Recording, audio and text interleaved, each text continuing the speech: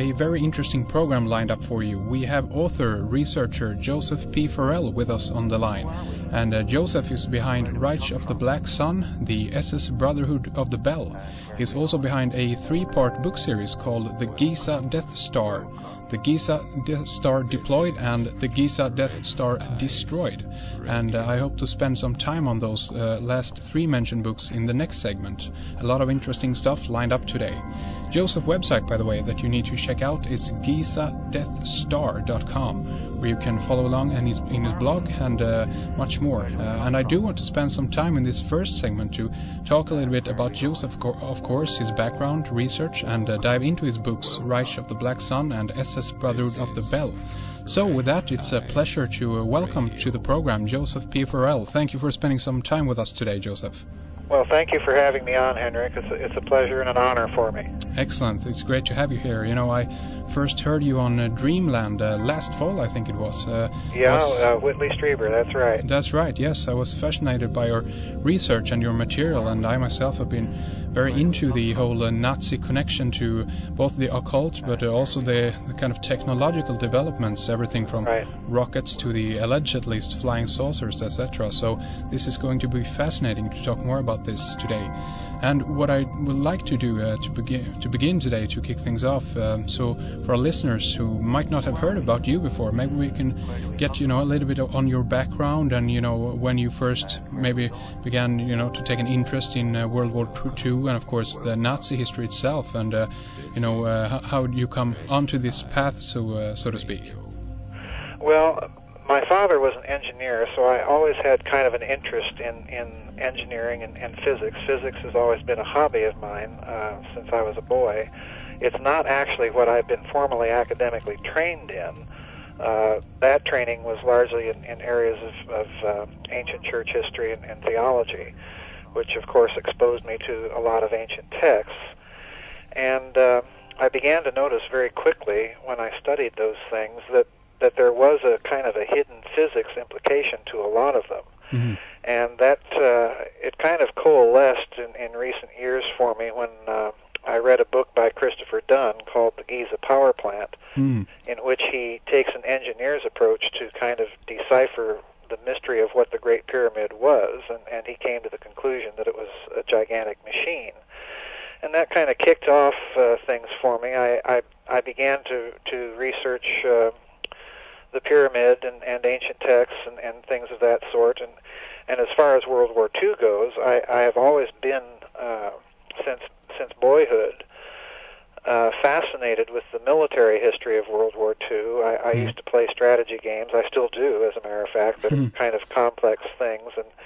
And I began to notice that the tail end of World War II really, from a military standpoint, an operational standpoint, didn't really make much sense. We had the U.S. Third Army under General Patton racing just kind of hell-bent for leather, if I can use that language, yeah, sure. Into southern Germany and on into central Czechoslovakia and into Prague and the environs around Prague. And that didn't make any sense to me from a conventional point of view. And then, of course, the deployments on the German side were equally as mystifying. Hitler had deployed most of his remaining battle-worthy formations in front of the Silesian German city of Breslau, which is now modern-day Wrocław in Poland. Mm-hmm. So, there was just a lot of things that kind of set me off on figuring out what was going on at the end of World War II. Yeah. It ultimately led me into these areas that I explore in the 2 books. Fascinating. So tell us a little bit about Reich of the Black Sun. I mean, let's start with the Black Sun itself. I mean, any connection to the swastika there, the Nazi banner? Sure, of course there is. I have on the cover of the book, I reprint one of the secret society logos, as it were, that was used by the Thule Gesellschaft inside of Germany. Yeah.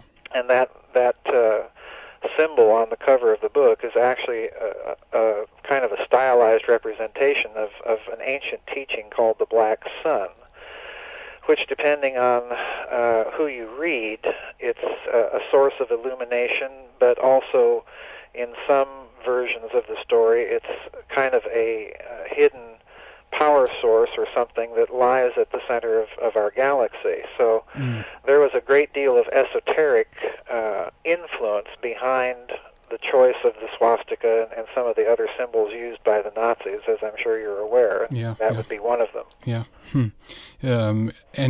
Any connection in your research to Saturn and the Saturnalian Brotherhood and so forth? Well, none that I have come across thus far. That's not to say that there isn't, because as well as I do in this field of research, the connections can multiply like rabbits. Oh yeah, indeed. Oftentimes an individual researcher won't uncover things that others have, so I wouldn't rule it out. I'm just not familiar with it. So, in your research, I guess you follow a line in the theme, that there was a tremendous amount of occult activity within the SS and also within the real society, and as you mentioned, the Thule Gesellschaft, right? Oh yes, absolutely.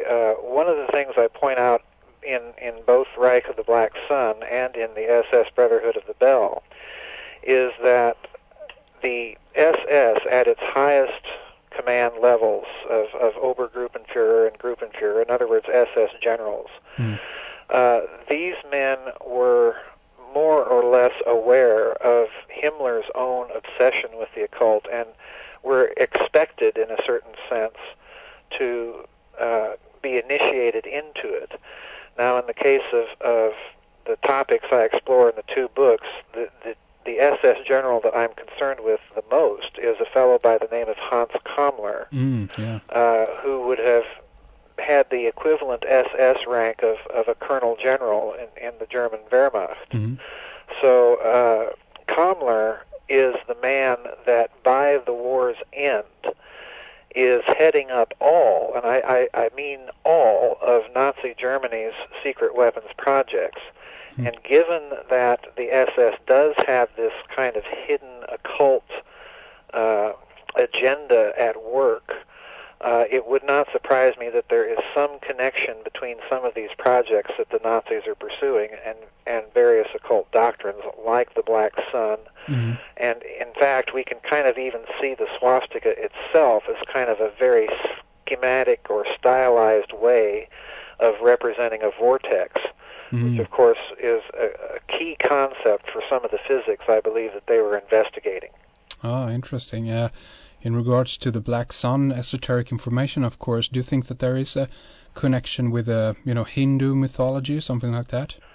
I would suspect that there is, and I would suspect also that there is a very strong connection with ancient Sumerian and Babylonian mythology, because again, Germany was, of course, between the wars, home of some of the world's premier Sumerologists and Assyriologists. So, yes, it would not surprise me at all if there are all of these connections kind of playing in the background. The difficulty has always been to find exact or specific references in the literature that these things are at work. What we have to do is kind of conjecture on the basis of known esoteric doctrines and then kind of connect the dots to some of the physics projects that they're involved in. So there isn't any clear, as you say, documented, information in regards to what the Nazis themselves might have, why they chose to go with the Black Sun, I guess. Right. There isn't a clear known documentary trail, but I should add an important point. The SS Occult Investigative Bureau, it was called the Ahnenerbe-Dienst, was set up by Reichsfuhrer Himmler precisely to investigate for the purposes of military exploitation all areas and avenues of what we would consider the occult or the paranormal or the esoteric. Sure. So there does exist a large body of literature and documents from the Ahnenerbe-Dienst, but they still remain more or less locked up in American archives and the Berlin Document Center in Germany and elsewhere in Europe. And for the most part, they really have not been examined in any real scholarly detail, and this is the problem. And why do you think that they kind of went into this direction? I mean, is it about exploring all possible scenarios or means of acquiring different type of technology or weaponry? What's your take on it? Well, I think ultimately it is for the acquisition of weaponry and of course extension of Nazi power. I think that the impetus also comes to a certain extent from Nazi ideology, and that in turn, of course, would trace back to some of these secret society connections that more or less helped the midwife the Nazi Party into existence. Again, the Tula Gesellschaft or the Vril Gesellschaft and some of these other secret societies in the interwar period in Germany. So there is this impetus in occult literature and in occult doctrine, of course, to acquire power by means otherwise not considered normal. And in terms of the physics, then, I think that this means, of course, that the Nazis would have prohibited pursuit of anything relativistic as being kind of tainted with connections to their arch enemies, the Jewish people. Mm-hmm. So I think they were thrown back by the nature of the case on the other types of physics that were being developed in the interwar period inside of Germany, and that would have been quantum mechanics, first of all, of course, and the other area that's not very well known, and that would be vortex mechanics that would have been developed by people like Professor Dr. Gerlach and Dr. Hilgenberg and some of their associates. Interesting. And I just wanted to ask you there, do you think that there is any difference today in regards to how, military actually, in what areas that they go with their research, considering, that we have clear connections between the Nazis and the U.S., so forth, obviously with the paperclip project and so on? Well, that's an excellent question, and it's one I really get into in both books, particularly the SS Brotherhood of the Bell, rather extensively. And I don't know, your European listeners may be unfamiliar with the story, but the modern American CIA is really an outgrowth of the wartime American Secret Service called the OSS. Now, interestingly enough, in 1944, the station chief, American station chief of the OSS in Zurich, Switzerland, was a fellow by the name of Allen Dulles. He's very well known in this country. I don't know how well known he would be in Europe. He's got an Air Force... pardon me? Yeah, he's got an Air Force base named after him, right? Yes, he has an Air Force base, and of course, Dulles International Field outside of Washington, D.C. is named after him. He subsequently became a director of the CIA in the 60s, and of course was fired by President Kennedy after the botched Bay of Pigs invasion in Cuba. But Dulles negotiated with a German general by the name of Reinhard Gehlen, who commanded Germany's Fremde Heere Ost, which was, of course, their military intelligence on the Eastern Front. And what they negotiated was basically that Gehlen turned over to the United States the entire military intelligence operation of the German Wehrmacht in Eastern Europe intact. Now, this is very important from the standpoint of American law, because in 1947, when President Truman signed the charter that started the CIA and the NSA, he specifically signed a law that stated that no military connections to these agencies could be made, and the law, moreover, came as kind of a part of a package of policies in use at that time that prohibited ardent Nazis from participating in these sensitive areas of the American government. So we have here really a violation almost at the inception of the CIA, in fact before the inception of the CIA, where the entire operational Soviet desk is being run by a bunch of Nazis. So, yeah, I'd say that constitutes some pretty serious penetration of American intelligence. Yeah, indeed. I mean, so do you think that these guys, continued their agenda, so to speak, or were they actually converted? I mean, well, Well, yeah, that that's the $64,000 question, because there are little indicators, and I cite these in the SS Brotherhood of the Bell, that even the German scientists acted oftentimes like they were independent of the American authorities supposedly overseeing them. And this is a complaint that you hear of Dr. von Braun and Dr. Rudolph and General Dornberger almost immediately after the war ends, and they kind of keep their own command structure in place between them. They even have private briefings after they meet with their American interrogators, making sure that they're saying exactly what needs to be said and no more. So, in other words, yeah, the answer to your question is yes. The Nazis continued a kind of a quasi-independent existence, I believe, inside of the military and industrial complex in this country. I think that there are little indicators that they continued kind of an independent or quasi-independent existence inside of our space program. And I think that there is a certain body of evidence that would even suggest that in terms of those Nazis that did not end up either in the Soviet Union's hands or in the United States' hands, continued their own independent lines of research completely free of any other powers' oversight. So it's a very, very important question that you asked. You know, I have to ask this one because it's too interesting to stay away from, considering that, you know, the U.S. was on the moon in '69 and never has been back since. This, right. You know, obviously, you know, begs the question, did these guys, you know, help along and develop the moon project and so forth? But after, when they were gone, were the knowledge lost, meaning that, you know, the Americans in its current, you know, conception in that sense don't have the technology to actually go back to the moon?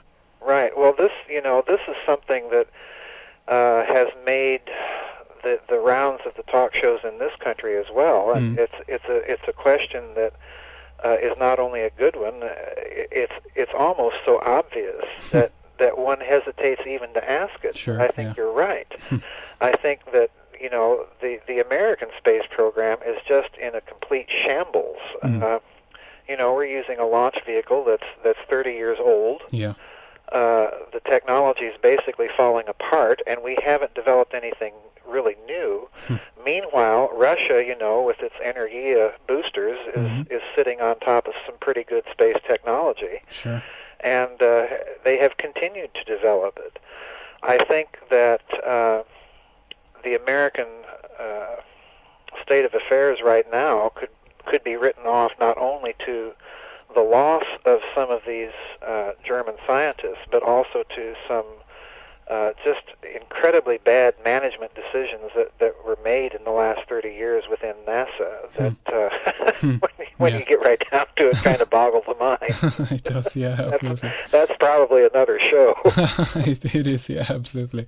Let's back things up a little bit more and return to, pre the Nazis going over to the U.S. and talk a little bit about the Wunderwaffe, as it were. There's a lot of, speculation on what this actually was, and I know that you go into your book, speculating about, Patton and so forth, what he thought of what the weapon actually was, and that there was danger actually still, when the war was coming to a close, that, the Germans in the last minute basically could turn the war again. Talk a little bit about that, if you will. Right. Well, in Reich of the Black Sun, I outline what I believe is a pretty solid circumstantial and prima facie case that Nazi Germany may have actually acquired atomic bombs prior to the end of the war. They certainly tested successfully many times, not only during the war but even prior to it, very early prototypical versions of fuel air bombs. So, in other words, they had an arsenal of mass destruction certainly available to them, and it's my belief that they probably employed some version of their fuel air bomb technology on the Eastern Front, which is why we've never heard about it, because, again, Stalin would have been loath to admit publicly that, he was facing a technologically superior enemy. And it also would explain just the enormous kill ratios, if one wants to get particularly gruesome and use the military term for it, it would explain the German Army's just phenomenally high kill ratios on the Eastern Front. I mean, my goodness, we're talking about casualties inflicted on Soviet Russia that are in excess of 25 million people. And to my way of thinking, there's no way really operationally that would be possible simply by mere conventional warfare. I think that there was something else involved. And I think that part of the explanation lies in the use by the Nazis on the Eastern Front of some of these technologies that they had available. But more importantly, you ask about the Wunderwaffe. I take the line that the Polish researcher Igor Witkowski takes, that term cannot be applied to their vengeance weapons rockets for the simple reason that the Nazis applied other terms to those weapons. They were, after all, the Vergeltungswaffen. They were the vengeance weapons. The Wunderwaffe was a term that was used and found in documents in Nazi propaganda right up to the end of the war, and I believe there's really only one project in the Nazi Black Project's arsenal that fills that bill, and that's this device that's called the Bell. This was a device that the Nazis had classified as Kriegsentscheidend, which is a term meaning war decisive. And that term itself is unique to that project. It's a classification that's higher than any other project, and I mean any, including their A-bomb project inside of the Third Reich. So we are dealing with I think, with what the Nazis were calling the Wunderwaffe. So there we are, you know, into the information about the Bell, obviously, of course. But before we go there, let's talk a little bit more about Igor. Is there something more you know about him? He's kind of essential, I guess, to your research. And his book wasn't available in English until what was it? 5 years ago? 3 years ago? I think that's right. I think it was 4 or 5 years ago, right? And who do you know anything more about this guy, Igor Witkowski, and where he gets Igor and I are in pretty regular contact with each other because we still exchange and swap information as it comes available to us. Nice. Igor is just a first-class military journalist and researcher. His book, The Truth About the Wunderwaffe, is just, I think, probably the best book on German secret weapons. It's thoroughly researched. The conclusions he comes to in it on every aspect of Nazi secret weapons steers very close to the evidence. And it's that book, really, that makes the story of the Bell available to the English world. The other book that's essential for anyone researching the Bell, of course, would be Nick Cook's book, The Hunt for Zero Point. But his book is based largely on Witkowski's research. So Witkowski is really kind of the origin of the story because he's the one that unearthed the original documentation and the sites inside of Silesia, which of course are now in Poland, that the Bell was tested at. So he's the absolute crucial person to consider when anyone does research on the Bell. I've heard the rumors that there was certain underground areas, caves and whatnot within, when the Nazis had the entire empire, when as you say, Poland was included and a lot of other places, Europe too, that they actually booby trapped a lot of these places and that they actually were inaccessible from after the war. Is this something that you have been able to confirm in your work? Oh yes, absolutely, that's true. Igor has uncovered just a massive underground complex in a little German village called Ludwigsdorf. The modern Polish name for the little village, I believe, is Ludwikowice. Okay. The mine facility was called the Wenceslas Mine, And these tunnels are several kilometers long. They're very deep, and many of them are flooded out, and most likely intentionally so. And there are other tunnels that he's found in other installations in the region that have simply been blasted shut by the SS as the war was closing, and that probably still are booby traps. So these stories are absolutely true. The Nazis, just to kind of embellish that story a little bit further, the Nazis, as the war was ending, the bell was considered so important to them that they murdered 60 of the scientists that were involved with the project, buried them in a mass grave. And the only reason that we know about the bell is that the SS general that was tasked with the murders, a fellow by the name of Jakob Sporenberg, was tried after the war by a Polish war crimes court for murdering his own people on what subsequently became Polish soil. So, you know, it's his trial affidavit, in other words, that gives us the story of the bell. Interesting. If we are to kind of dive into, I guess, the more nuts and bolts to, you know, what the bell actually is and so forth, I don't know, you know, where we actually should lead into this, or where you know your point into all of this is. I mean, we could, I guess, speculate on the fact that they you know, came up to this technological knowledge because of a downed or crashed, you know, unidentified flying object, as it were, something like that? Or do you think that these guys basically started from scratch and developed a technology? What's your take on it? Well, I think I'm familiar with the allegations that there was some sort of crash and retrieval operation that occurred inside of Nazi Germany prior to the war. I've never been able to document that to my satisfaction. That being said, however, I do point out in Reich of the Black Sun that Benito Mussolini had set up a very secret research bureau in fascist Italy to investigate UFO phenomena, and I reproduced some of those documents in that book. So there is certainly something going on, at least as far as Italy is concerned, with UFOs. And at some point, after the Axis Pact is signed, I think that Mussolini most likely made that information available to the Nazis. So there is some sort of tenuous UFO connection that's there, but I simply have never been able to verify a crash.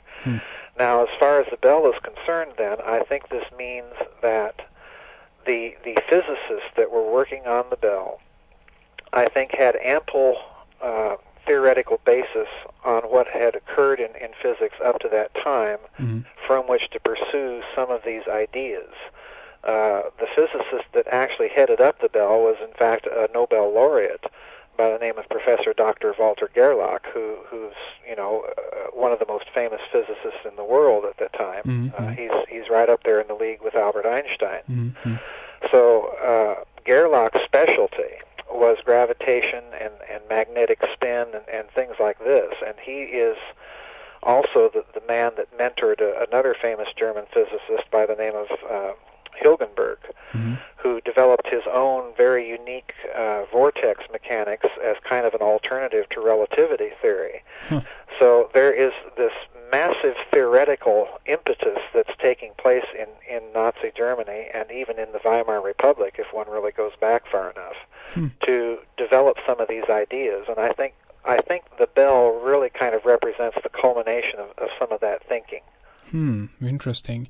And speaking of this alternative physics, this is something then that they actually were potentially utilizing in the technology. Is there a connection here with the entire alchemy and mercury thing? Is this it? Oh yes, absolutely. One of the things that Witkowski even points out in his book, The Truth About the Wunderwaffe, is that the bell apparently relied on some form of mercury isotope and most likely other elements in compound with it.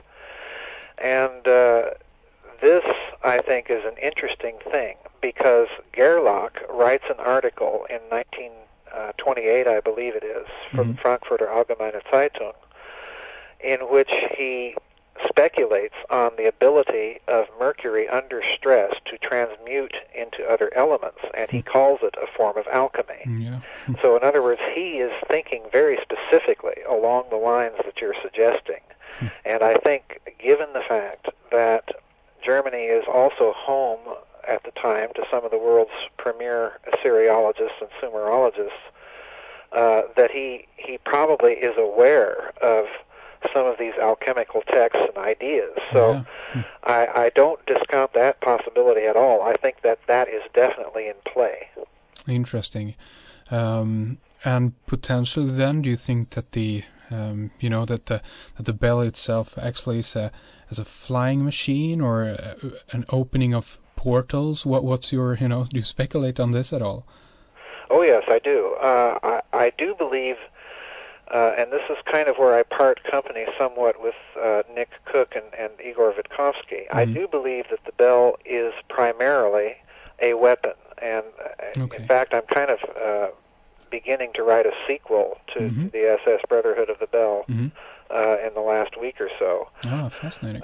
Trying to outline some more things that I've discovered about it. I do think it was a weapon. However, I think that in the process of developing and testing the physics for this device, that they also knew that it would have certain anti-gravitational effects, and that those in turn, by the nature of the case, implied manipulations of space and time.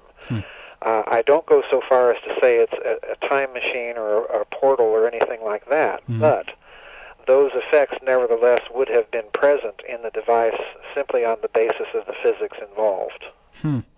Interesting. I read that there is a connection, or someone make the connection, and you have to clarify exactly who makes this assertion and so forth, but that there was a potential opening of some kind of, I guess we could refer it to a stargate, and actually traveling to a planetary system in the Andromeda galaxy, right? Well, I don't mention those in my books, but that is a story,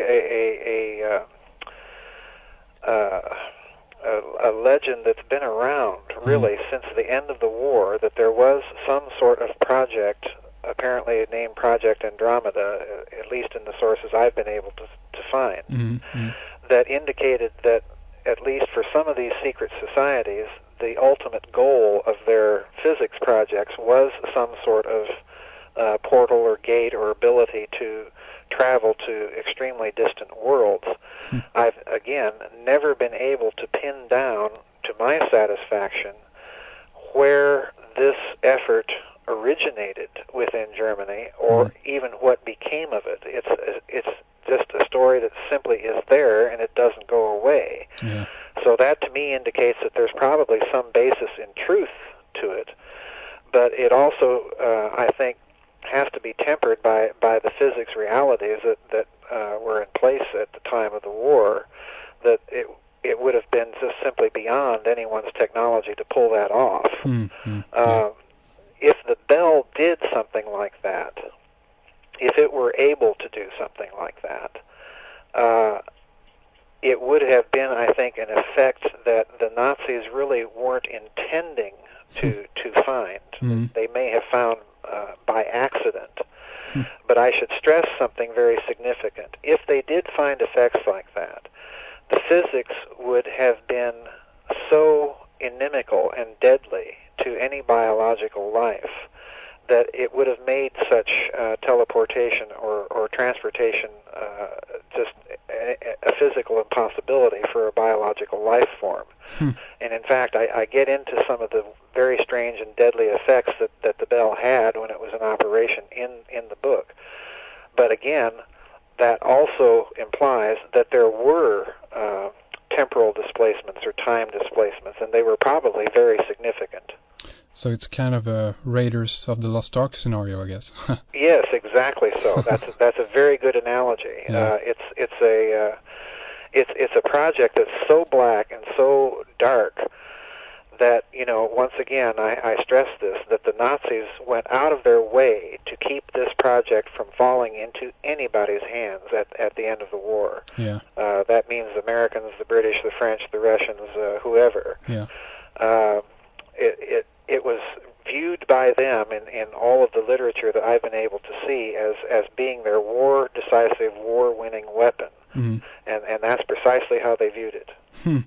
So, I mean, to me, this brings to mind the United States, again, alleged a project called the Philadelphia experiment. Have you heard about this? Oh, yes, definitely. Yeah.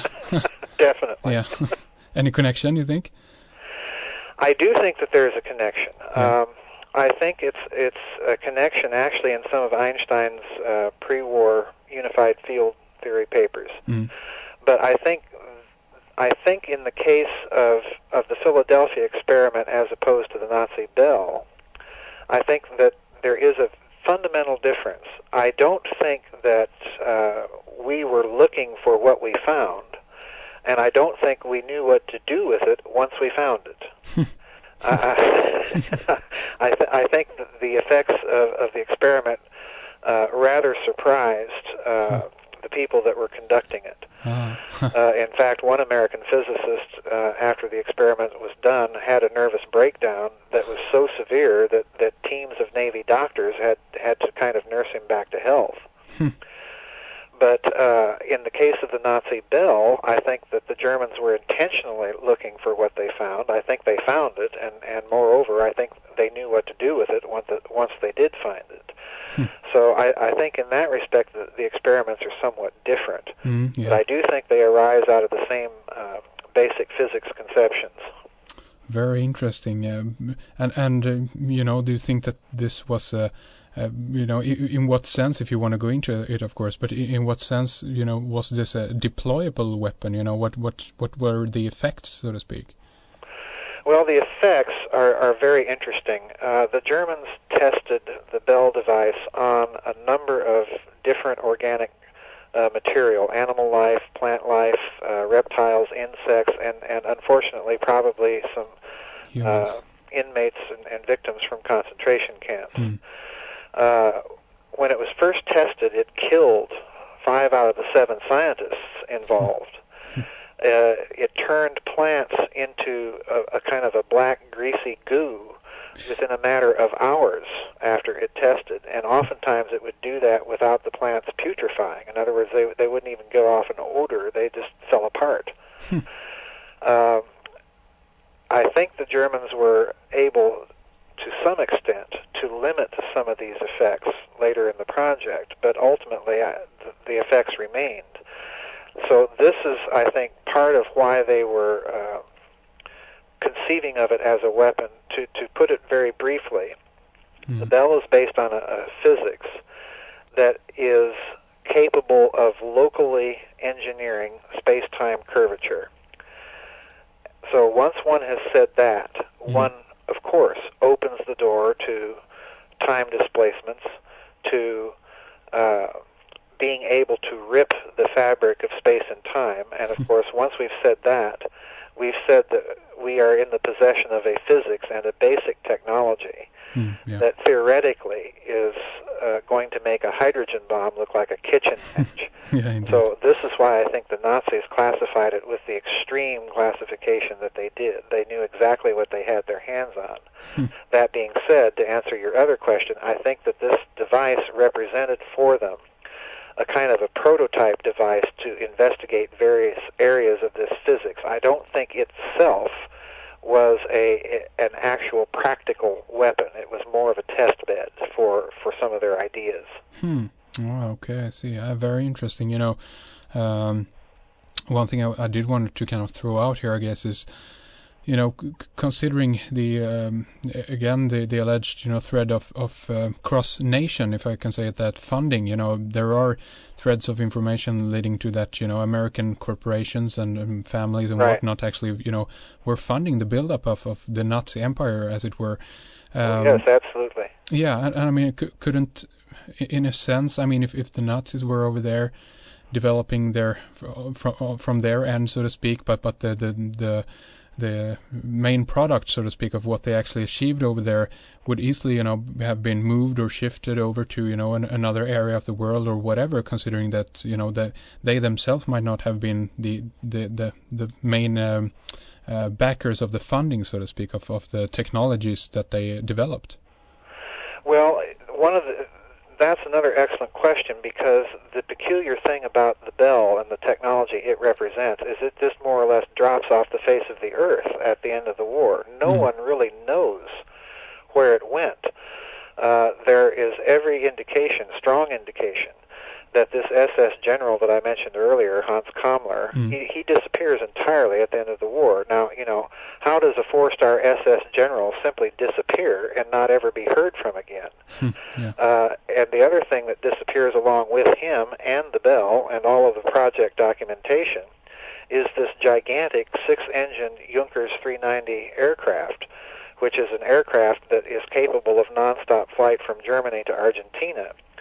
So there's really two lines or two avenues that are probable that the Bell went. It either came to this country and disappeared into some super secret American Black Projects research program, or it disappeared into an independent and continuing Nazi research program inside of Argentina. And before we discount that possibility, I think your listeners should be made aware of the fact that President Perón of Argentina built for the Nazi scientists that had come to his country during the war a huge modern plasma physics laboratory in a remote province of Argentina called Bariloche. And this plasma physics lab is more or less exactly the type of physics that the Germans were tinkering around with the Bell, so it would have been a logical place for them to take it. So your question is an excellent one, because it points out that the money trail is a crucial component of where to look. Sure. If we pursue the Argentine angle or line, then, of course, the Nazi penetration and connections with various South American drug cartels would be a source of funding to them. And if we pursue the American line, then, of course, it's the American taxpayer, ultimately, exactly. that's funding it. Sure. So, I mean, there's a whole, can of worms, so to speak, if we go into, that many of the Nazis actually went to South America, could continue their work there, went, somewhat underground, as it were. There's even a thread that many of the Nazis actually went to, Neuschwabenland down in Antarctica and so forth. Anything that you favor of those theories?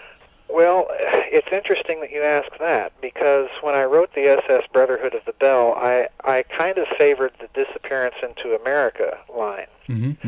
But the more I've researched this story since writing the book, the more I'm favoring its disappearance into some post-war independent Nazi project, either in Argentina or other places in South America.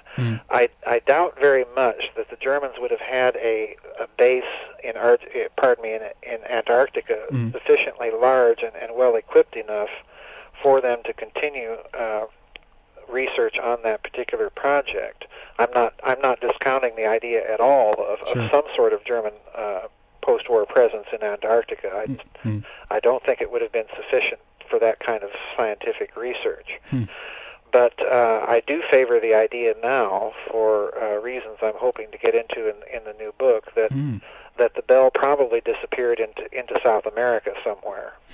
Interesting. I have to ask you, what of the similarities between the Nazi Bell? What? Hello? Can you hear me? Hello? Hello? Yeah, can you hear me?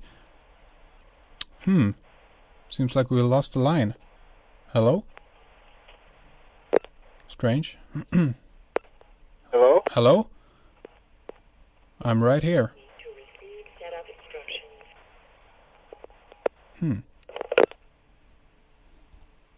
Ja, ringer upp igen då.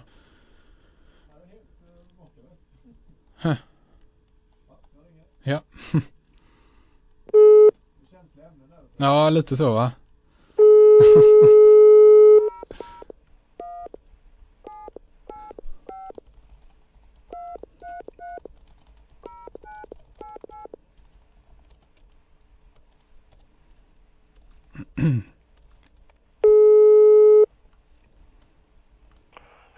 Hello, can you hear me? Yeah, we must have gotten disconnected somehow. All of a sudden I didn't hear you. Yeah, well, strange. Yeah, we could still hear you for some reason, but yeah, some sensitive topic, I guess, there. Well, it's probably our boys at Fort Meade. Might be. Hello, boys. Thank you for listening in. Yeah. Yeah, hello. Thanks for listening. This is great. Yeah. You know, it's funny, Henrik, because every time I've been on a talk show talking about this subject, I've had very strange things like this happen. I was on a talk show about a month ago with a friend of mine here in the United States that on my end of the phone line I could hear all of these clicks and pops and things going on, so you never know. Yeah, exactly. You never know. You can never be too sure. I totally agree. Yeah, I mean, let's continue on there. I'm just going to ask you a question and we'll continue from there, okay? Sure. Okay, excellent. Yes, I did want to ask you, Joseph, regarding the similarities between the Nazi bell and, of course, the acorn-like craft that was downed in Kecksburg. Tell us about that. Right. What's your take on that? Well, for those who don't know the story, there was a famous UFO crash and retrieval operation that occurred in a little American town by the name of Kecksburg, Pennsylvania, which is just a little bit southeast of Pittsburgh. It's kind of in the hilly area there in Pennsylvania. And this crash occurred on December 9th in 1965. And unlike the Roswell story, this object was seen by several eyewitnesses who got to the scene before the military did, and they described it as being approximately 9 to 12 feet wide and about 15 to 18 feet tall, and acorn-shaped, and it gave off a hissing and popping noise. And those dimensions and the shape connect very clearly to the bell. In other words, the bell's dimensions and its shape are very similar to what happened or crashed at Kecksburg. And the other interesting connection is the sound, because one of the names that the Germans gave the bell was Die Bienenstock, which is the beehive.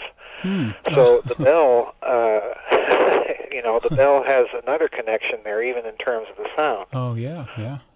But the most important connection, I think, is what happens after the American military arrive at Kecksburg. They place this little town and its environs basically under martial law for a few hours. Yeah. They bring in a truck, they put this object under a tarpaulin, and then they haul it to Wright-Patterson Air Base in Dayton, Ohio. Now, there, this device is seen by an American construction worker whose company was contacted to deliver approximately 4,000 ceramic bricks to the airbase. And he delivers them to this hangar where he sees this acorn-like object behind some silk screens up on struts and pedestals. And he describes it as being approximately the same dimensions as the Kecksburg bell, and this is an incident that happens a couple days after the crash at Kecksburg, so it's probably the same object that we're talking about. Now, these ceramic bricks are extremely interesting to me because it's another data point that connects to the Nazi bell, because the bell was housed, when it was tested underground, was housed in a chamber in this mine in Ludwigsdorf that was lined with ceramic bricks, precisely like this construction worker described. So there's yet another data point that connects the two.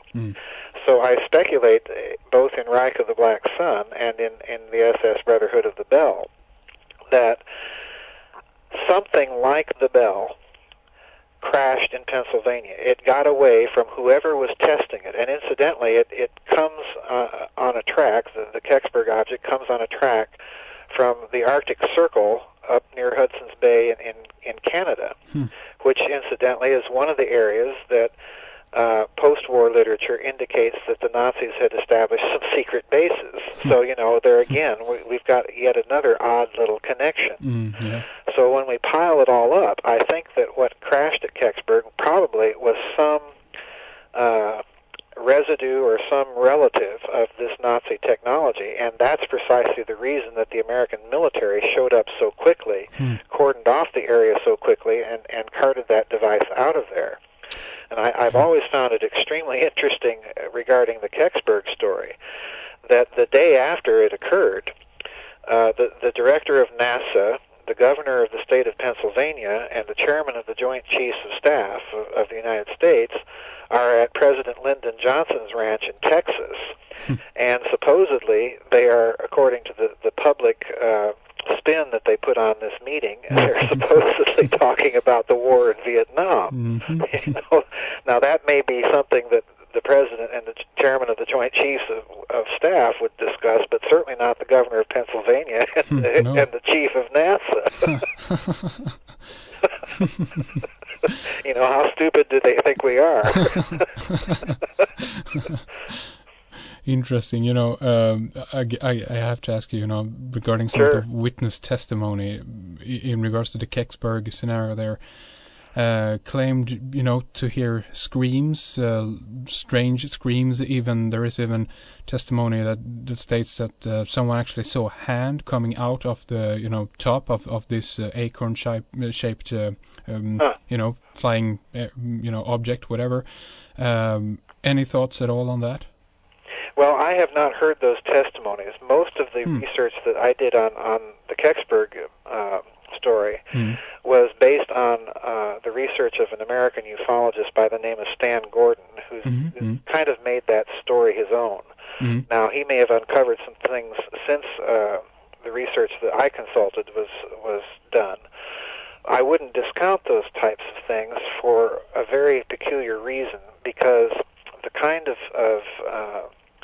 physics that I think we're dealing with the Bell and also with the Philadelphia experiment is a physics that theoretically, and I stress that word, is potentially capable of some sort of molecular disruption. So, you know, there's no telling really what to do with stories like that. I wouldn't discount them just because they sound strange or weird. Time machine, fast-forwarding evolution, possible? That's actually another interesting question, and it's one I don't get into in either book. However, there's an American novelist by the name of James Rollins who's written a book called Black Order, and it's all about the Bell. And in this novel, he speculates that one of the things that the Bell did because of its extreme time dilation effects was that it was capable of manipulating evolutionary and biological processes. So, you know, where he got his information, I don't know. But, you know, it's another line of speculation that's a rather interesting one. Oh, yeah, indeed. Oh, fascinating. You know, I think that this will be an excellent place to kind of round things up for this segment, and we're going to continue to speak in the subscriber section about Giza Death Star, of course. But before we do that, I want to, you know, give you an opportunity to tell people again about your website, about your books, and how we can get them, of course. The website is www.gizadeathstar.com. It's kind of a little blog site for me. I post things very occasionally there. I'm not a real faithful blogger, but I do post some comments and some articles that I've read and what I think about them on the site. Sure. The books themselves are available directly from the publisher, which is www.adventuresunlimitedpress.com. That's all one word, and it's all lowercase. They're $16.95 American dollars each, and there is a discount of 10% on 3 or more. They are also available at Amazon.com sites in Europe, so you know they can go there and look at them there. Excellent. But all 5 books are $16.95. I do have a new book coming out sometime in the next 2 to 3 months called The Cosmic War, Interplanetary Warfare, Modern Physics, and Ancient Texts, which should be, I think, available around June is when my publisher thought. Oh, sounds fascinating. Yeah, great indeed, yeah. So, yeah, everyone, check it out, either adventuresunlimitedpress.com or GizaDeathStar.com for Joseph's personal site. And again, for this segment, Joseph, thank you so much for coming on, and we will continue in the next segment, okay? My pleasure, Henrik. Thank you for having me on. We are going to continue now with Joseph in the subscriber section. We are going to dive into his fascinating 3-part book series on the Giza Death Star. We'll talk about the origins and purpose of the pyramids, especially the Great Pyramid, the builders, the possible usage, deployment and destruction of this giant machine or device, as it were. Joseph also makes the connection to what is known as the exploding planet hypothesis and ties this together with a war of the gods or the ancients. Very interesting material, so I hope that you join us in the subscriber section for much more. If you'd like to know more on how to sign up, just click on subscribe from our front page, redicecreations.com, and you can read much more about it from there. I also want to mention that the debate and the number of people that's getting active in the Red Ice Creations forum is increasing and heating up, so why not stop by and join in? Look at the top of the forum, there you'll find more info on how to register and join in. We will be back on Thursday with our regular Michael Tessarion speaking about both the Black Sun and the exploding planet hypothesis, so this is material that will dovetail beautifully with today's show and subscriber interview. Thanks to Fredrik Palmgren behind the controls. This is Henrik Palmgren saying thank you so much for tuning in and following along the show. Until next time, take good care.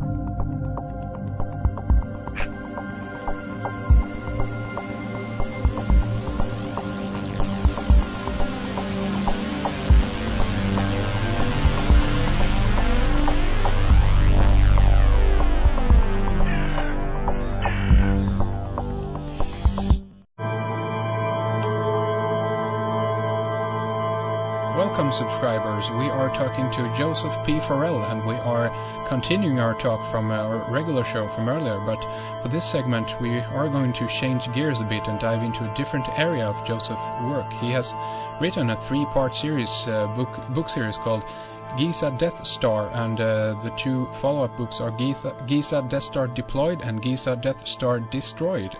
And Joseph, I frankly don't know that much about this, aspect of your work. So why not kind of start with the, most obvious question of all, I guess. What is the Giza Death Star? Well, that's the basic and best question to ask. It's my hypothesis is that the Great Pyramid was not only probably a machine, but that it was probably a weapon of some sort, and for that matter, a weapon of mass destruction based on some very, very sophisticated physics principles. Now, once one said that, one is immediately positing the idea or existence of a very sophisticated civilization that would have built it. Yeah. So, of course, I immediately place myself beyond the pale of normal academic Egyptology by making such a to the ears outlandish assertion. Yeah, might be a good because idea. I'm positing basically the existence of a precursor civilization of great antiquity that's there that may have built that thing. So, I mean, again, or are we back to talking about a weapon here?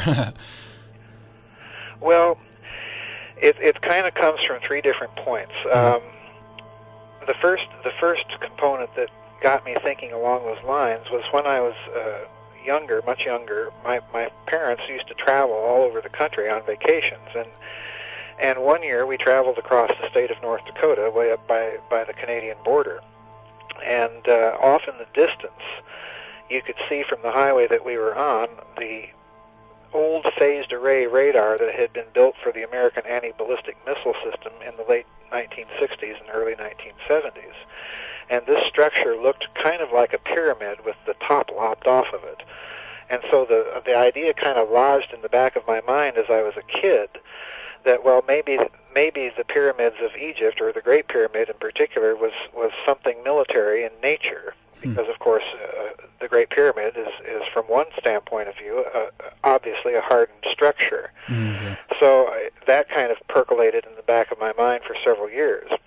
The second thing that kind of led me on to this was the book I mentioned in the first hour, a book by a British engineer, actually, who lives in this country, by the name of Christopher Dunn. And it's just a marvelous, marvelous book. It's called The Giza Power Plant, and it's an engineer's look at the Great Pyramid and why he thinks it's nothing else other than a machine. and a machine that he himself speculates is based on kind of avant-garde physics principles that he connects to the name of Nikola Tesla. Yeah, and once you've said that, then all the doors of possibilities are thrown open. Indeed, yeah. The third line that led me into it was the author Zecharia Sitchin, who of course has published an enormous series called the Earth Chronicles series. Yeah. And in the second book of that, a book called The Wars of Gods and Men, he cites an ancient Babylonian text called the Lugal-A, and another ancient Babylonian text called the Exploits of Ninurta, which detail the events of a war that were fought, in his opinion, partially with nuclear weapons, in order to destroy a weapon that is called the Great Weapon or the Great Affliction, which in Sitchin's reading is connected and clearly identified with the Great Pyramid. Now, I found that extremely interesting because Sitchin himself does not believe or doesn't pursue his own insight there. He just kind of puts it out there and moves along without really considering the implications of what he said. So, once I put all three of these things together, I started digging a little bit into, well, if this is the case, if it is a machine, why is it that there are things missing in it? And why is it that this structure really presents evidence to us today as being but the shell of something else? There are clearly components inside the structure that are missing, and so on and so forth. So I started digging into what the physics could possibly have been, what in contemporary theory might explain its use as a weapon of mass destruction. So that's really kind of where the three books take off. It's basically an outline of ancient texts, modern physics ideas, and then in the third book some extremely esoteric connections to all of these things. Interesting. And tell us, if you will, about the... do you speculate at all in regards to the civilization who actually might have built these things? Ancient one, how many years ago, so forth? I do to a certain extent, but only insofar in those three books as a kind of simply to the extent that's necessary to make the weapon hypothesis that I'm exploring feasible. In the new book that I mentioned in the first hour, The Cosmic War, I go into the scenario itself quite a bit more and into some of the speculations about the civilization involved. But basically it comes down to this in all of those books. I don't use the term Atlantis of this civilization simply because I try to avoid getting into debates about where Atlantis was located, how long ago was it, and so on and so forth. I call it simply the Very High Civilization, because it's clear, I think, to many people that the civilizations of ancient India and Sumer and Egypt are legacies of something else. They literally spring up out of nowhere, full-grown, very sophisticated civilizations with a depth of astronomical and mathematical knowledge that's almost stupefyingly sophisticated. So, indeed. It comes from somewhere. I don't speculate as to where. I simply maintain that it's there, and that we ought to take the texts that talk about that civilization and its wars and its technologies seriously. Now, as to the chronology that we're talking about, I think at the minimum, if we take various evidences that I present in the three Giza Death Star books seriously, that the Great Pyramid was built sometime before the biblical flood, if we take those evidences seriously, then that would make the Great Pyramid at a minimum at least 10 to 12,000 years old. It is an incredibly old structure. It's probably the oldest structure on the face of the earth. And the other line of evidence that suggests its antiquity is surprisingly the work that has been done. Your listeners are probably familiar with the work of John Anthony West, Robert Schoch, the Sphinx. The Sphinx, I think, along with the second big pyramid at Giza, represents kind of a second layer of civilization building there. And a later one, because in Schoch's estimation, the Sphinx is, I recall, is between 7,500 and 8,000 BC. Mm-hmm. So it represents a considerably later level of civilization that built those structures. And if we put that in the context that most people believe that the Great Pyramid is older than those two structures, then that again would tend to make it an extremely old structure. Now, the thing that I find incredibly interesting about the Great Pyramid, and I get into this a bit in the Giza Death Star books, are the fantastic amount of mathematical and physical analogs that the pyramid has within it, not only to the geometry and physics of the Earth, but to the geometry and physics of the local solar system. And much to my surprise, when I was working out the details of my hypothesis, in order for my hypothesis to be true, I maintain that the pyramid is a harmonic oscillator, which means that, to draw an analogy for your listeners, if one sits at a piano keyboard, an acoustic piano, and presses down any note silently, and then hits the same note an octave or two lower, you'll hear that note that you're pressing silently vibrate sympathetically with the note that you strike. So in order for my idea of the physics involved to be true, I had to find some analog to the constants or coefficients of the constants of quantum mechanics. Now that may sound just like the wildest speculation that there could possibly be. But as I started playing around with the numbers of some of the dimensions inside of the Great Pyramid, I discovered that in the Grand Gallery in particular, there were just multiple after multiple of the numbers of the coefficient of the Planck length. And that in other cases, I don't think that in these other cases it was statistically significant, but there were also analogs of the Planck constant and of the Planck mass.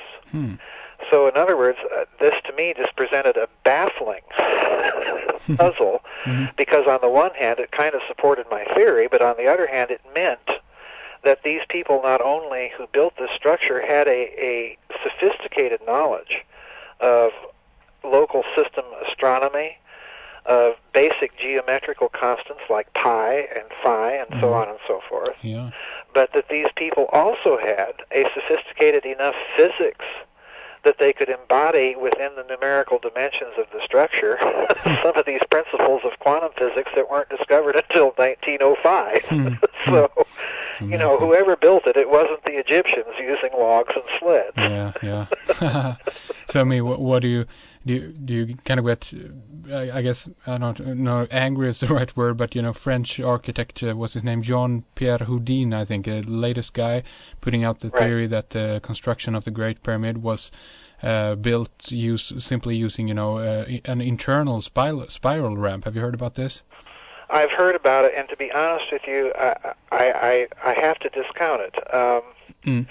My whole problem with the sleds theory and the ramps theory is that there have been American engineers and I think a couple of British engineers who've calculated that to build a ramp in order to get blocks up there on the pyramid, the ramp itself is going to be almost as big of a building project as the pyramid. Indeed, yeah.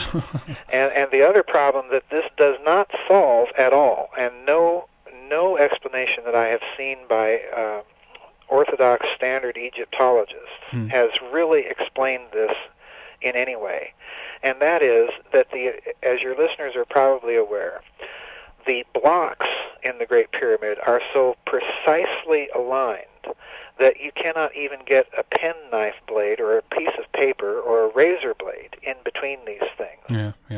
And in addition to that, these blocks are held together by an extremely thin layer of mortar. Now, to pile difficulty upon difficulty, these blocks are aligned to not only the compass points of the Earth, but to each other with such precision that this precision borders on optical precision. That's how precise the tolerances are. Mm. And now, even if we posit the acceptability of the theory that we're using ramps and pulleys and sleds and hundreds of thousands of Hollywood extras barking orders to each other and having human labor haul these things up there and place these blocks, how do we account for the precision, the optical precision of the placement? It's an impossibility.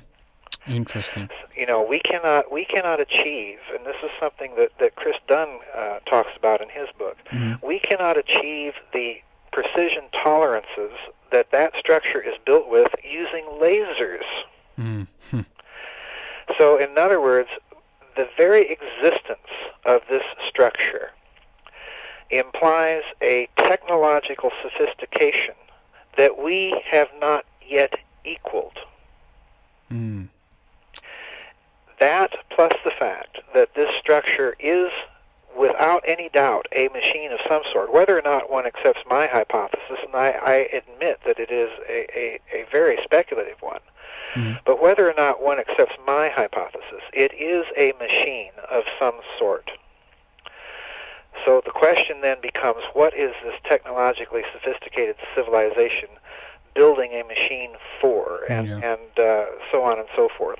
It's also positing the existence of an extremely sophisticated physics and technology to begin with. Do you think that we need to go kind of off-planet to explain or find an intelligence behind such an ancient, sophisticated, architecture skill, basically?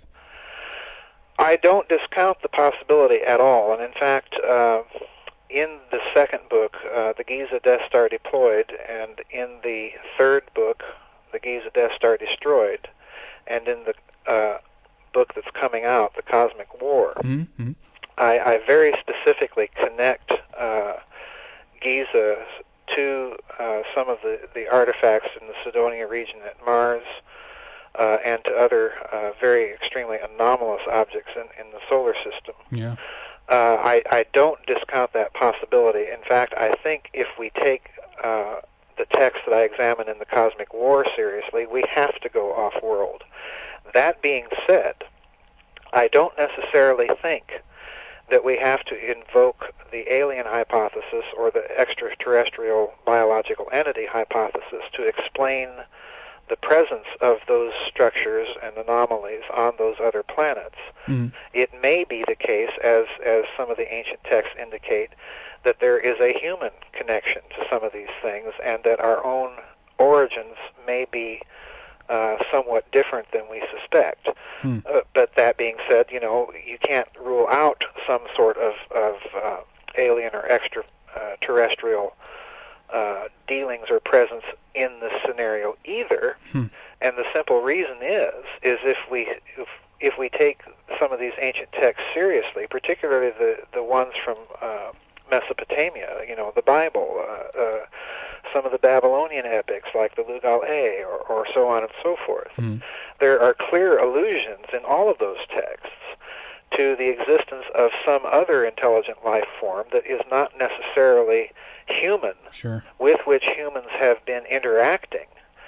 So you can't rule out that possibility either. It's a very open-ended scenario, really, that I'm developing in these 4 books. Yeah, that seems like a good approach in that sense, because there is always difficulties in boiling down, and be certain about these things, especially considering that there have been such an incredible amount of time, between what we know and what the ancients basically knew, and again, oceans of time between there. Exactly. One thing that I do want to kind of squeeze in here is just as a thought here, considering that we could look at a flower and for example, detect mathematical beauty, a golden ratio type aspect can be found, within flowers and within plants and all of this. Right.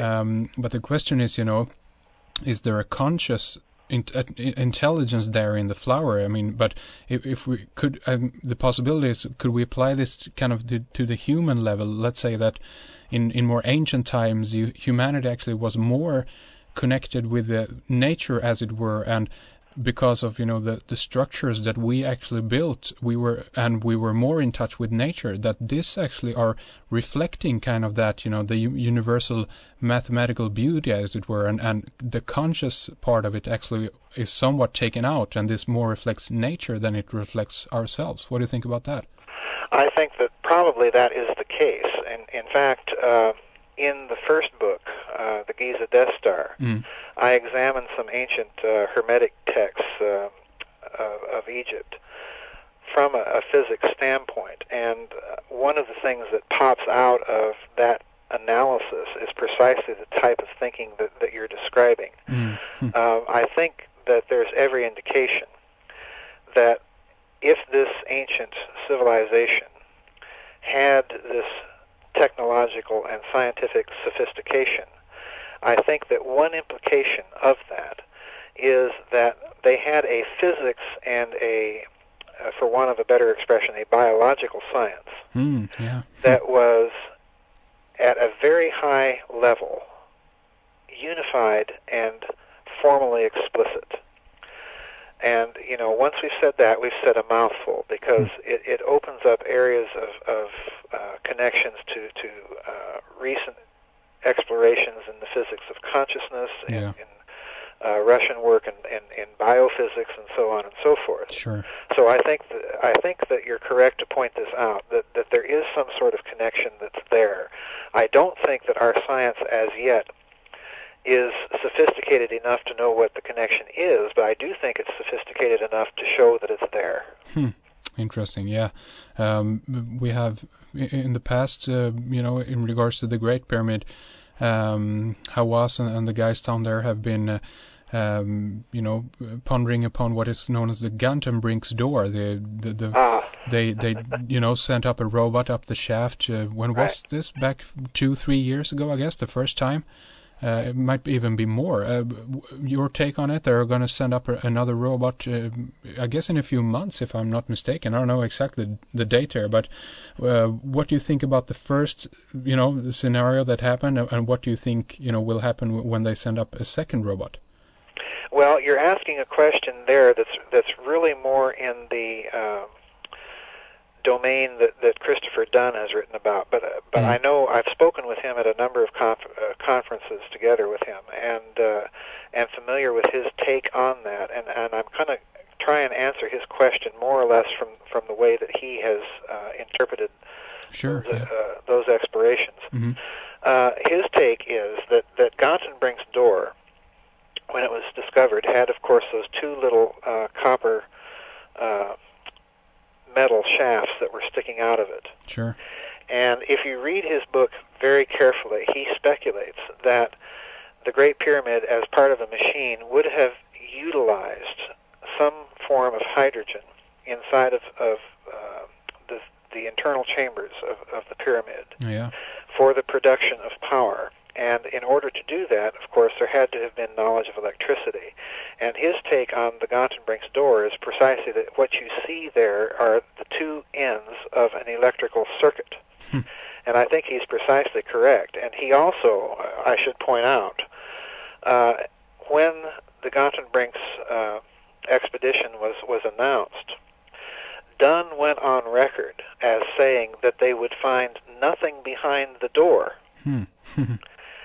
And that what they would find is just another empty shaft, and possibly a vertical shaft further up running down into the plateau of Giza itself. And he based that on some very specific engineering considerations that he elaborates in his book and in his lectures. Now, I think probably that what they are going to find, if they do this next exploration, is something very similar to what Dunn has described. And I don't suspect that Zahi Hawass and the Egyptian Department of Antiquities is going to be terribly forthcoming about it when they do. I don't think that they're going to know exactly what it represents or why it's there. We'll get the usual Egyptological nonsense about, Egyptian religion and pharaohs and afterlife and so on and so forth. And we're going to try and concoct some convoluted explanation for it, because they simply don't want it to be a machine, because if it's a machine, the Egyptians didn't build it. Yeah, that's the problem right there. Exactly. That's the problem right there. And there's again, there's a huge number of researchers down there, and a lot of books has been written, a lot of history has been written about this, and again, if we are to all of a sudden, change that, a lot of, people will get out of work, so to speak, and a lot of books has to be rewritten, and that's, I guess, too much of a bother these days. So.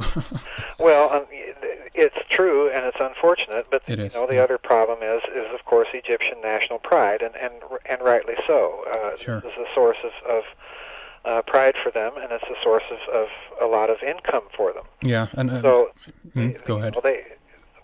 To a certain extent, one can appreciate Zahi Hawas's position. He's more or less got to maintain that position where he is posted in the Egyptian government. So sure. I don't disparage the man for that at all. No. But like you say, if all of these alternative hypotheses are true, or even if only a few of them are true, it requires a massive rewriting of human history. Indeed. And the political correctness now is ruining the scientific process in regards to, I've heard that people who state that the pyramids weren't built by Egyptians, that they are being accused of being racists or whatever. I mean, it's standing in the way of actually finding out what really has happened down there. At least that's my own view on it. But well, I happen to agree with you, and it's to a certain extent even worse in the United States and Canada, because our universities here are so up to their earlobes with all of this political correctness nonsense that one can hardly view the university in this country as a forum for the open exchange of ideas anymore. It's anything but. We have too many vested interests, and there's too much government and corporate foundation grant money at stake to maintain with any academic credibility any alternative hypothesis. It's just not going to happen. No. So I think the other thing that it bodes is that the real research, for good or worse, is going to be done precisely in the alternative community. Indeed, totally agree. I have to ask you in regards to your books, your names, of course. Has the Giza Death Star been deployed and destroyed? Yes. In my opinion, the answer to both questions is yes. The scenario that I outline in the Giza Death Star deployed is basically one of a very ancient interplanetary war, and that, of course, is the scenario I elaborate a little bit further on in the Giza Death Star destroyed, and then, of course, I explore the scenario itself at some great length in the new book that's coming out. But one question I always get on talk shows when I'm talking about the Giza Death Star, and very often it's a question that people calling in will ask, and that is all right, has this weapon truly been destroyed? In other words, could someone, so to speak, turn a switch or plug it in? Exactly, yeah, of course, yeah. And the short answer is no, because there are things missing from the structure. We can see that for a fact by going into the Grand Gallery and noticing those 27 notches on each side of the gallery as it goes up into the antechamber and then into the King's Chamber. In all likelihood, those notches contained some sort of components that made the machine work. And again, I'd point your listeners to Christopher Dunn's book or to the first book in the Giza Death Star trilogy for an explanation of what those components were. Sure. The short answer is no. The other missing component is the obvious one, and that's the capstone. Ah, of course. So there's what we see there at Giza is the shell of a machine. And the shell of the machine itself, if one considers all of the implications of it, are rather horrifying, in my opinion. I do believe that some weapon was used millennia ago, if not millions of years ago, to explode the planet that used to exist in the asteroid belt of our solar system. Ah, interesting. Yeah, this is where the story begins to get very interesting, and where it begins to connect with ancient mythology, Babylonian mythology, and Norse mythology, and Celtic mythology, and so on. Indeed. Because very clearly these texts speak of some colossally catastrophic event of that sort. But the take in the alternative community has always been to interpret it along naturalist or catastrophist lines. Simply an object careening into the solar system that collided with a planet and it blew up. Sure. I don't follow that theory because, in my opinion, such an object would still leave orbital eccentricities on the signatures of the orbits of the other planets that I don't believe are there. So the only other alternative, physics alternative that we have, and incidentally it's an alternative that the American physicist and astronomer who's kind of revived this hypothesis of an exploded planet in recent years, his name is Dr. Tom Van Flandern. Ah, indeed, yeah, I remember him, yeah. Right. He in his book, where he discusses this hypothesis of the exploding planet, actually will come out and say that the other alternative that should be considered is deliberate action. In other words, a war. Now, this to me is kind of where I take off, because the ancient texts that speak of this war are very clear that it is a war. In other words, it's not a catastrophe. It's not comets coming into the solar system and colliding with planets and so on and so forth. They talk about those things, to be sure, but they always talk of them in the context of a war fought by real people using really powerful and horrendous weapons. Yeah. And in my examination of the physics that I believe lies behind the Great Pyramid, which I outline in those 3 books, is that the only physics that I can discover that would be sufficiently powerful to blow up a planet like that is based on one of 2 things. It's either based on a scalar type of physics, or it's based on some weaponizable offshoot or versions, if you prefer, of a unified field theory of some sort. So we're dealing with a very powerful physics, and I stress again, it's a physics that would make a hydrogen bomb, that big colossal thing that the Russians set off in the early 1960s. It would make that look like a hydrogen, or make it look like a kitchen match. Yeah, indeed. I'm looking at an article right here now from Tom Van Flandern on metaresearch.org. Which is called the Exploded Planet Hypothesis 2000, and he has, laid forth this kind of formula where he measures the distances between the bodies in our solar system, and between Mars and Jupiter. Then there is a question mark, actually that according to the law of how the planets are equally divided, I guess, or spaced, as it were, in our solar system, there is a spot, missing between Mars and Jupiter. So, I mean, this is a very, very interesting, theory indeed. Well, I get into that law. It's actually an ancient astronomical, not ancient, but an old astronomical law called the Titius-Bode law. It's 2 German astronomers. I get into that law in the second book, The Giza Death Star Deployed, and I explore it much further in the new book, The Cosmic War. Interesting. Basically, it's a law that predicts on the basis of a harmonic arithmetic progression of the distance of the orbits of planets from the sun.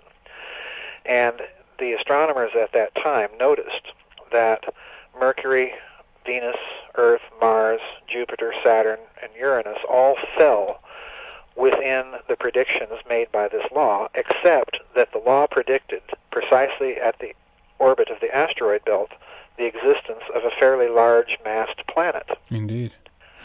And this actually gave rise to the exploded planet hypothesis in the 19th century, the very early 19th century. And the astronomers even had a name for that planet, which I find is rather curious. They called it Krypton. Ah, I see. Yeah. So now, all the contemporary mythologies come a little closer to home. Sure, absolutely. By the way, I have to ask you, have you heard about the work of Michael Tessarion? He discussed this basically exact idea in regards to that there was a second planet, or even in regards to how the planet was formed with full of water and so forth, that it actually was more like a second sun, basically. But he discussed this idea, and also ties in this that there actually was a warfare or a war between the gods, as it were, that actually destroyed this planet. Oh yes, I'm very familiar with his work. And basically my thinking is more or less the same as his. The thing that I add in the new book that's coming out, I mentioned it briefly in the last two Giza Death Star books as well, is that this missing planet, by all astronomical reckoning, would have been the same approximate mass as Saturn. But given the fact that the asteroid belt shows signs of having been fragments, or the debris field, as it were, of that planet, this was probably a solid planet, and it very likely was water-bearing. Now, in Van Flander's speculation, the planet Mars may have actually been a satellite of this missing planet, and would account physics-wise for the eccentricity of Mars's orbit. And the other thing that an exploding planet, parent planet to Mars, would explain is the horrendously gouged and scarred nature of Mars's southern hemisphere, which geologists in the field will tell you has all the appearance of having been caused by sudden and massive flooding. So to put it somewhat differently, the best evidence for a planetary-wide conflagration and deluge of biblical proportions is actually on the planet Mars. So, that opens up the whole other can of worms, and it's a can of worms I explore in the last of the Giza Death Star book and in the new book, and that is the very strange associations that Mars has in human myth and lore with warfare, with rebellion, and so on and so forth. So, once we get into this scenario, we begin to see a lot of the connections beginning to make sense. Indeed. I mean, it's a fascinating story. I mean, our ancient past and where we actually might have come from and what actually right. is. Yeah. Well, the American researcher into the Martian anomalies, Richard Hoagland. Sure, indeed, yeah. He has said on many occasions, and I just love this quotation, he has said, we may find out, after all, that we are the Martian. And, that's a very succinct way of putting it. Absolutely. And it's a bit, it's in some sense even more, thrilling, I guess, than actually, there being Martians in that sense, in some way. Right, because it raises the whole point of human origins again in another way. It doesn't so much question our ancient myths, the Sumerian myths or the biblical tales or so on, or the Hindu myths, but it does put them in an interpretive context that really, in a certain sense, shines a whole new light on all of these things. Indeed, yeah. So, this is the scenario that I spend a great deal of time with in the new book. And one more thing I should point out. Yeah. If we speculate for a moment that this missing exploded planet is of the same approximate mass as Saturn, and if we speculate that it had intelligent life, human-like life, in all likelihood, that life would have been giant in stature. So I get into the question in the new book of the evidences and remains of giants on the Earth as being possibly one of the ways or evidences that would corroborate this whole scenario. So it's a fascinating scenario from any way one approaches it. Indeed, yeah, very fascinating. Do you think that someone dismantled the pyramid as a weapon? Oh yes, absolutely.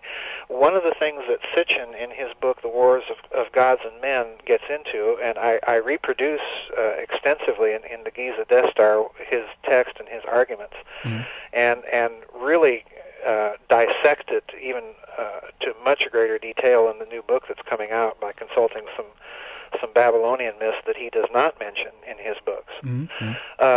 There is clear case of an inventory being taken of the components of an akur, which is the Babylonian term for a ziggurat or a pyramid, after this war. And it's in a little Babylonian text called The Exploits of Ninurta. Mhm. And if you read this text, your first impression is that, what kind of myth is this? Because the text is nothing. It goes on for page after page of inventories of the names of various power stones. Okay. And, the text is nothing but which stone gets saved and which stone is destroyed and which stone is turned into uses for other purposes. Mm-hmm. And it's interesting to me because it's exactly the type of thing that you would find done at the end of a hugely and horrendously destructive war by the victorious party. It's exactly the type of things that the Allies did to Germany at the end of World War II. You can develop this, but you can't develop that. We'll take this, you can have that. That sort of thing. Yeah. So the whole context of it rings true from purely a political and scientific standpoint. So the pyramid, if we couple this text, and I make the case for doing so in the new book, if we couple this text to the clear indicators in the structure of the pyramid itself that items are indeed missing, then what we have is a clear indicator that this weapon was deliberately dismantled and destroyed. I even suggest in the Giza Death Star, the first book, that the structure was left standing as a kind of a monument or memorial of this war to warn people of what happens when sophisticated scientific technology is put into the hands or used for the purposes of evil. I have to ask you, do you think that there could be any connection to the stolen objects from the looted museums in Baghdad during the early days? I knew you were going to come up with that. You knew it. I've had that question asked me before. Sure. There's an American author, a famous fellow by the name of Jim Marrs. Indeed. Talked to him yesterday, actually, but yeah. Oh, excellent. Well, he's a friend of mine. Yeah, okay, excellent, yeah. He has written a new book on the problems with the official line in the 9/11 story called The Terror Conspiracy, and in it he speculates that the Baghdad Museum looting, he doesn't really speculate, he makes a very good case that this was a contrived incident, that it had all the appearances of being some sort of intelligence black bag operation. Yeah. And in my new book, I, independently of Jim mentioning this, because I didn't have his book at the time, and he and I had not really even talked about the subject, in the new book, I even mentioned this as a possibility, a hidden intelligence agenda at work with the American and British presence in Iraq. And one of the things I think kind of cinches that case is the fact that the French and the Germans particularly, had archaeological teams in Iraq at the behest of Saddam Hussein's government to precisely find some of these ancient sites and catalog their finds. So, it's if we take that speculation, it looks like two world powers have ganged up on two other world powers and kicked out one set of archaeologists and inserted another. Yeah, exactly. So, I mean, could we speculate here then that someone actually is trying to, reconstruct this, the Giza Death Star, as it were? Well, I can honestly say, in my opinion, I would say yes.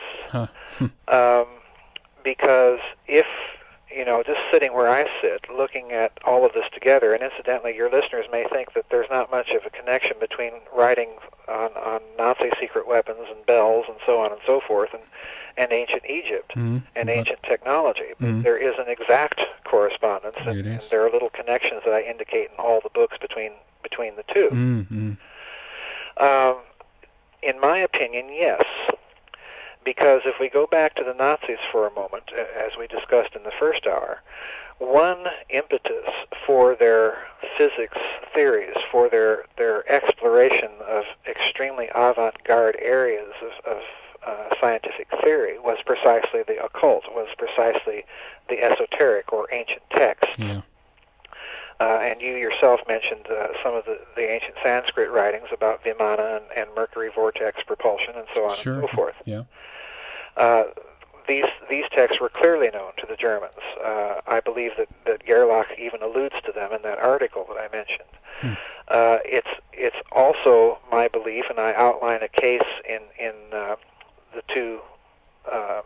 second two pyramid books, Deployed and Destroyed, that there appears to be a secret society interest in recovery of these ancient technologies and so on and so forth. Indeed, yeah. So it does not at all fall outside of the realm of my thinking that there is a hidden technological, very covert and very secret agenda at work in Iraq dealing with some of these ancient technologies. Fascinating. And I mean, we don't necessarily have to consider that there was some kind of activation of a weapon just because they in 2000 tried to cap the Great Pyramid in on New Year's Eve there and so forth, but they at that time at least didn't achieve that. I've heard about a great wall going up around the entire Giza plateau, and a lot of these sources that are trying to shut off the area basically. Have you heard about this at all? Oh yes, absolutely, and it's true. The Egyptian government is constructing a wall around the Giza plateau, and probably the spin that is put on it is that it's necessary to protect the site from potential vandalism or terrorism and things like that, which is certainly a legitimate concern. I'm not discounting that possibility. No. But the way these things work, once we get into it, I think, is that they work on many levels at the same time. I don't discount that the Iraq War is also for control of oil and also for control of forward bases for the American and British military and some of their geopolitical interests in the region. Indeed. But by the same token, that does not discount the hidden agenda of a recovery or exploration of ancient technology. No. So I think the same thing is in play at Giza. I think that the Egyptian government is privately well aware, although they would never admit publicly, that this compound may indeed represent a technological artifact from a civilization that is much more ancient and probably much more sophisticated than ancient Egypt. Do you think that the secrets, as it were, are becoming more known to either to us or to those who actually are within the field of reconstructing this or researching these aspects? Oh yes, I do. Yes, I do.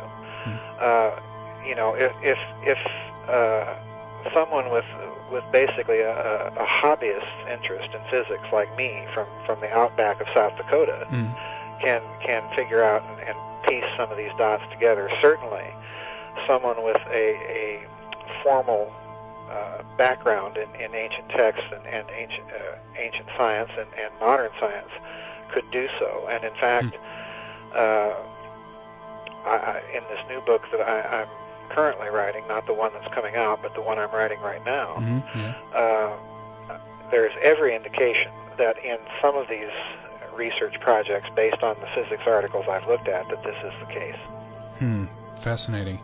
I would love to have you back and talk about the new book, Cosmic War, when that is out. I mean, fascinating material. Yeah, I would love to do it again. I mean, I think that this is kind of a great place to round things off for this time, but I think that this has been an excellent interview. I would love to do it again, but again, before we finish things off, I would love if you could, again, mention your Giza books and your Reich of the Black Sun and so forth, and how people can get them.